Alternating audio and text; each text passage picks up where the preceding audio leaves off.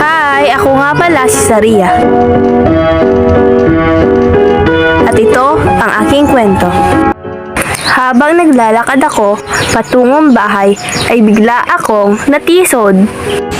Napapailangan ko na nga talaga magbabili ng bagong sapatos kay nanay.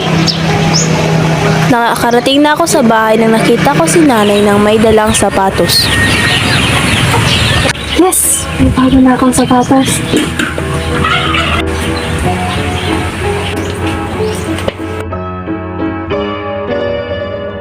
Nay! Para sa akin ba yan sapatos? Sakto sirang-sira na po itong swelas ng sapatos. Nay, andyan na po ba yung sapatos na pinapabili ko? Ayun naman nak, eto na. Galingan mo lagi sa eskwela ha. Oo naman, gagalingan ko pa sa eskwela. Di tulad ng si Jam. Nay, maaari rin po ba akong magpabili ng bagong sapatos? Sirang-sira at lumang-luma na rin po kasi talaga itong sapatos ko. Malapit na rin po ang parangan ko. Ay nako, sa susunod na lang, bibilan ko pa si Leia ng bagong sapatos. Maaari pa naman siguro yan madikta ng rugby. Oo nga naman. Wow, ate! Ang ganda naman niya. Sapatos mo? Nay, pwede din po ba ako magpabili ng ganito? Abay, oo naman nak. Ikaw pa. Total nakakuha ka naman ng mataas na grado sa eskwelahan eh. Aanin ko pa bagong sapatos. Kaya ko pa naman ito madikit. Sayang lang naman ang pambiling sapatos kung bibili pa ng bagong sapatos ang nanay ko. Pambili niya na lang ng sapatos ang bunso kong kapatid.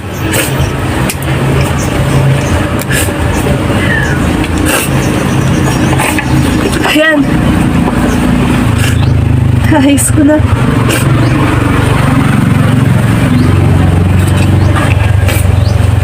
Kinaumagahan, maaga akong nagising at tumulong sa mga gawaing bahay.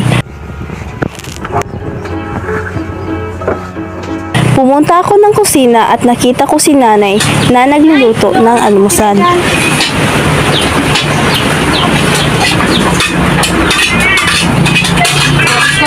Nay, gusto ko po ng itlog. Ako rin po, Nay. Sige mga anak. Nay, gusto ko rin po, Nay, ng itlog. Ay, pasensya na nak. Dalawa na lang itlog na natira eh. Ano po na yung ulam ko? May tira pa diyang tuyo kagabi. Yan ang muna ulamin mo. Total, paborito mo naman yan, di ba? Sige po. Nay, malaki po ang gradong nakuha ko sa math. Ako rin po, malaki ang nakuha kong grado sa English. Pagigihan nyo lang yan mga anak. At proud na proud ako sa inyo. Ikaw, Zaria, kamusta ang grado mo? Mababa pa rin po, Nay, katulad po ng dati. Pero pag-iigihan ko pa rin po ang pag-aaral para makakuha po ng mataas na grado. Ano pa bang aasahan namin sa'yo, Zaria?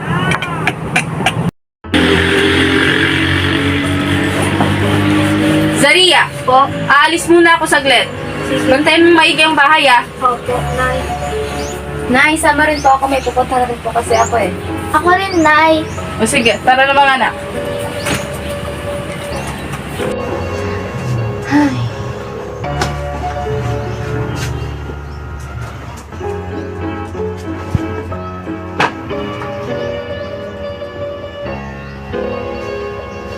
Bakit parang napapadalas na yata ang pagsakit ng ulo ko?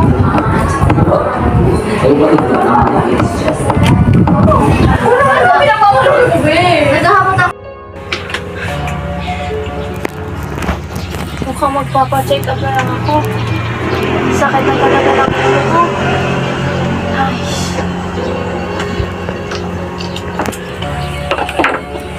May pera pa pala ako dito natitira. Pwede pa naman yata to. Magbibihis lang naman ako.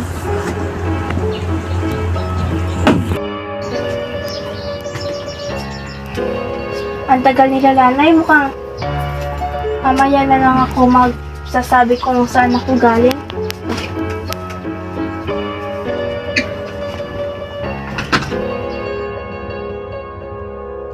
Dok, bakit po ba kadalasang sumasakit ang ulo ko?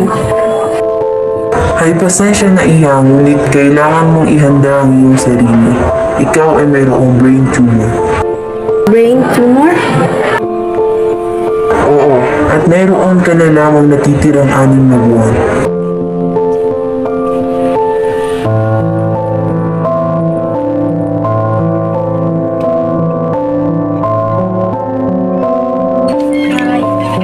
At saan ka galing na bata ka? Di ba't sabi ko sa'yo, bantayin mong maigi ang bahay? Paano kung nanakawan tayo? Pasensya na po, Nay. Pasensya, balaki ka na lang ganyan. Umalis ka na nga sa harap ko.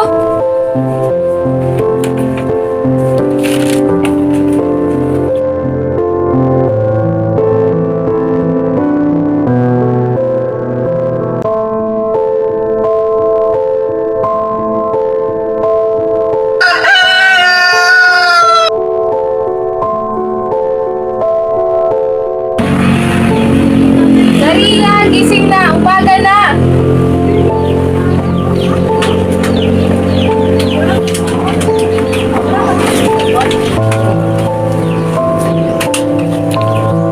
Zaria, ano ba? Sabi ko na gumising ka na.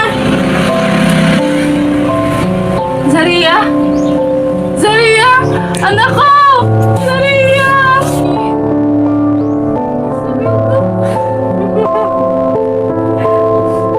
Zaria! Anak ko, bakit mo kami iniwan? Zaria! Gumising ka! Zaria!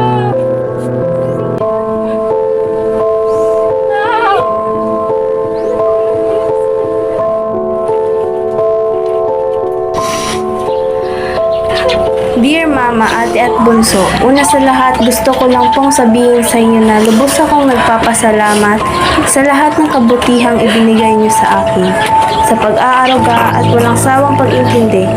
Pasensya na po sa lahat ng mga maling bagay na aking nagawa. Ako'y lubos na humihingi ng tawad sa inyo. Siguro kung nababasa niyo po itong sulat ko ay masaya na ako sa piling ng Panginoon kasama ni Tatay. Sana po ay huwag ninyong sisihin ang inyong mga sarili sa dahilan ng aking paglisan dahil wala kayong ginawang mali. Sana po kahit wala na ako ay patuloy pa rin po kayong mabuhay nang masaya at may pagmamahal sa bawat isa. Basta't lagi niyo lang pong tatandaan na wala akong kinikim-kim na galit sa inyo. Kung mayroon man, ay pinatawad ko na kayo at mahal na mahal ko kayong lahat, Mama, Ate at Bunso. Ubos nagmamahal ang inyong anak at kapatid, Zaria. Laking pagsisisi namin simula nang mawala ang aking anak na si Zaria, na para bang sa lahat ng aming ginagawa ay parang may kulang. Hindi ko lubos maisip na sa kabila ng kanyang kasiglahan ay mayroon pala siyang iniindang karamdaman at napag-alaman na lang namin na ang dahilan ng kanyang pagkawala ay dahil sa sakit na brain cancer.